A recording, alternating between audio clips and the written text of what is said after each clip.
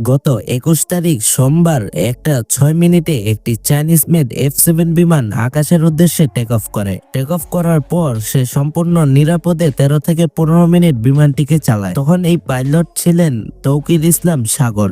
তিনি সম্পূর্ণ নিরাপদে এই প্লেনটিকে চালান এবং কি 13 থেকে 15 মিনিটের পর সে বুঝতে পারে এই প্লেনের ভিতরে কিছুটা যান্ত্রিক ত্রুটি রয়েছে।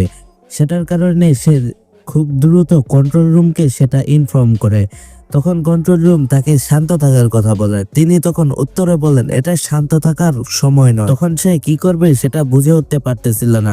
একটা সময় যে প্লেনটা তার সম্পূর্ণ কন্ট্রোলের বাইরে চলে যায় এবং কি সেটা দিয়ে পরে উত্তরার একটি মাইলস্টোন স্কুল অ্যান্ড কলেজের ওপর, সেখানে জুনিয়রদের বিল্ডিং এর উপর কিন্তু এই বিমানটি ক্র্যাশ করে। ক্র্যাশ করার সাথে সাথেই কিন্তু সেখানে ব্লাস্ট হয়ে এবং অনেক মানুষ নিহত হয়। বাংলাদেশের নিউজ চ্যানেলগুলো অফিসিয়াল ভাবে বলতেছে এখানে মাত্র 33 থেকে 34 জন নিহত হয়েছে, কিন্তু প্রত্যক্ষদর্শী যারা আছে তারা বলতেছে এখানে মিনিমাম 200 থেকে 250 মানুষ নিহত হয়েছে। জুনিয়রদের বিল্ডিং এ মোটমাট 2000-এর মতো স্টুডেন্ট ছিল এবং কি অনেকজন শিক্ষকও ছিল। তখন জুনিয়রদের বিল্ডিং এর উপরে যেই এই প্লেনটি পড়ে এবং কি যেখানে পড়ে একেবারে ক্লাসের ভিতরে ঢুকে যায় প্লেনটি।